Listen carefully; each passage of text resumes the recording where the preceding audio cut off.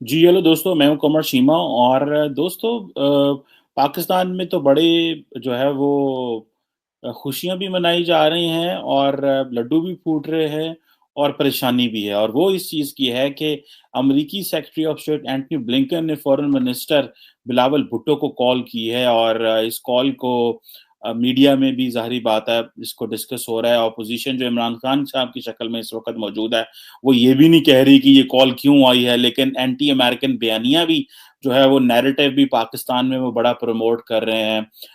और अब ये एंटनी ब्लिंकन साहब की कॉल तो आ गई भुट्टो साहब को, लेकिन एक तरफ दूसरी तरफ देखा जाए तो जो इंडिया है उसकी एक पॉलिसी है जिसको वो कहते हैं नेबरहुड फर्स्ट पॉलिसी।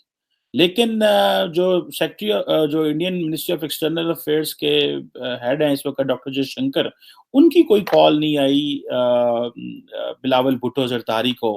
और इसका मतलब जो है इसको बड़े पैमाने से एक्सप्लेन किया जा सकता है, इस पे बात की जा सकती है। आज मैं इस पे बात करना चाहता हूँ कि इंडिया की जो नेबरहुड फर्स्ट पॉलिसी है, वो नेबरहुड जो पॉलिसी है उसमें आप कहाँ पे देखते हैं कि क्या इंडिया पाकिस्तान में कोई तब्दीली आने वाली है, कोई हालात तब्दील होने वाले हैं, कुछ चीज़ें बेहतर होंगी या कि जो जिस तरह है वैसे की वैसे रहेंगी? अब भले इंडिया ये कहता है कि जो नेबरहुड फर्स्ट पॉलिसी है, ये बेसिकली कोर कंपोनेंट है इंडिया की फॉरेन पॉलिसी का और बड़ा हम जो साउथ एशियन ममालिक हैं, उनके साथ बड़ा मिल के काम करेंगे और एक बड़े पैमाने पे वो बात करते हैं और इस चीज़ को वो डिस्कस करते हैं। लेकिन एक इम्पॉर्टेंट चीज़ है कि सब regionalism technically prime minister Narendra Modi जो है वो प्रमोट कर रहे हैं और वो उनका कहना ये था रिसेंटली, अगर आप नरेंद्र मोदी साहब के ऊपर बात करें, वो कहते हैं कि हम जो है वो सब रीजनल लेवल पे कोऑपरेशन प्रमोट करना चाहते हैं। उन्होंने कहा जी बॉन्ड्स जो हैं वो साउथ एशियन ममालिक के साथ ग्रो करेंगे थ्रू सार्क और आउटसाइड इट। इट मीन्स कि पाकिस्तान को माइनस करना है। That is what the Indian government strategy is, कि पाकिस्तान को बाहर रखें। जो भी डिस्कशन होती है, जो भी हालात बनते हैं, जिस तरह का भी एक जिसे आप कह लो कि रिलेशनशिप बनता है। मिसाल के तौर पे अगर आप सिर्फ और सिर्फ देखें, एक रीजनल कोऑपरेशन था, ये साउथ एशियन एसोसिएशन, ये जो सार्क वाला हो गया, ये तो डिसफंक्शनल है। एक और एक छोटा सा कोऑपरेशन है जिसको वो कहते हैं साउथ एशियन सब रीजनल इकोनॉमिक कोऑपरेशन, जो कि बेसिकली 2001 में उन्होंने बनाया था, जिसमें Bangladesh, Bhutan, India, Maldives, Myanmar, Nepal and Sri Lanka को उन्होंने डाला। लेकिन टेक्निकली भी इतने बड़े पैमाने पे ये कोऑपरेशन भी नहीं है, लेकिन फिर भी चल रहा है।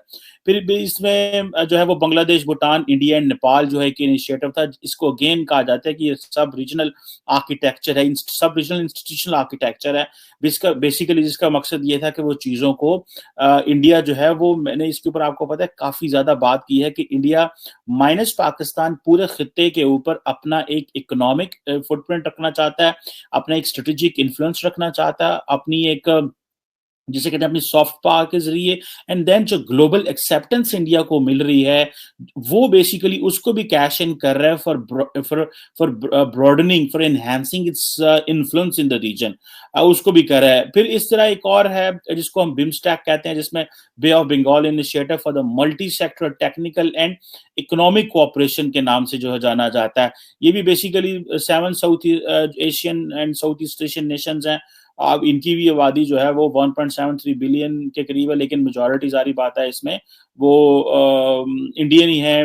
4 साढ़े 4 ट्रिलियन डॉलर का बिजनेस भी है यहाँ पे, GDP and so and so.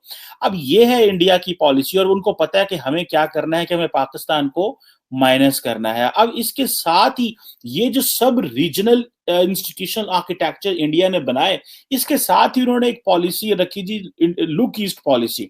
Basically ये एक इकोनॉमिक एंड स्ट्रेटेजिक इनिशिएटिव है, जिसका मतलब ये है कि वो जो जो रीजनल ममालिक हैं, खासतौर पे जिसमें फॉर एग्जांपल ऊपर रशिया से लेके नीचे मलेशिया तक जो है वो अपना एक इन्फ्लुएंस रखना चाहते हैं और जिसे वो एक जिसे वो कहते हैं लुक ईस्ट, वो देखना चाहते हैं। ऊपर कोरियाज भी आ जाते हैं, जापान भी आ जाता है, नीचे जो है वो इंडियन ओशन का भी बहुत सारा हिस्सा जो है उसमें आ जाता है। इसी तरह एक साउथ ईस्ट एशिया की फोकस है उनके ऊपर, जिसमें वो जारी बात है एक बड़े पैमाने पे वो जो साउथ ईस्ट एशिया में जो साउथ चाइना सी और इस तरह की जो चीजें हैं उसको भी देख रहे हैं। और गो के जो साउथ ईस्ट एशिया पॉलिसी है और लुक ईस्ट पॉलिसी है, जिसमें आपस में बहुत ज्यादा मुमासलत है। लेकिन एक इनकी जो है वो जिसमें जो अपने आप को ये समझ रहे हैं कि हमें अपना इन्फ्लुएंस बढ़ा रहे हैं, वो है look west policy. Look west policy में जो है वो अपने पर्टिकुलरली यूएई अरब ममालिक के साथ और पर्शियन गल्फ में अपने अब ताल्लुकात को जो है वो बढ़ा रहे हैं और मिडल ईस्ट तक जा रहे हैं, जिसमें वो फॉर एग्जाम्पल ईरान को साथ में लाने की कोशिश कर रहे हैं, इवन कि बहुत हद तक इजिप्ट को भी साथ में लाते हैं। इंडिया की मैं बात करूं कि ये कहां पे अपने आप को लेके जा रहे हैं, और ये नरेंद्र मोदी के दौर में है। सो इसमें सारे के सारे प्रोसेस में क्या चीज माइनस है? पाकिस्तान। ये मैंने आपको इंडिया की लुक ईस्ट पॉलिसी का थोड़ा सा बताया है। अब टेक्निकली इसको बड़े पैमाने से देखा जा सकता है।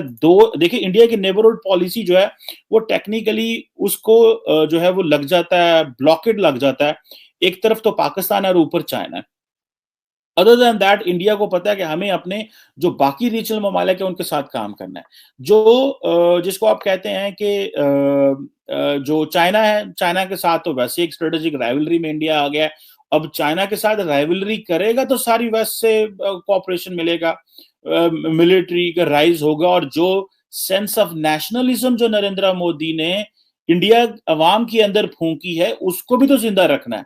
सो वो जो सारी की सारी सेंस ऑफ नेशनलिज्म है जो नरेंद्र मोदी ने फूकी है, उसमें जारी बात है वो एंटी पाकिस्तान है, एंटी चाइना है, and to give a message to the Indians that India is a great nation.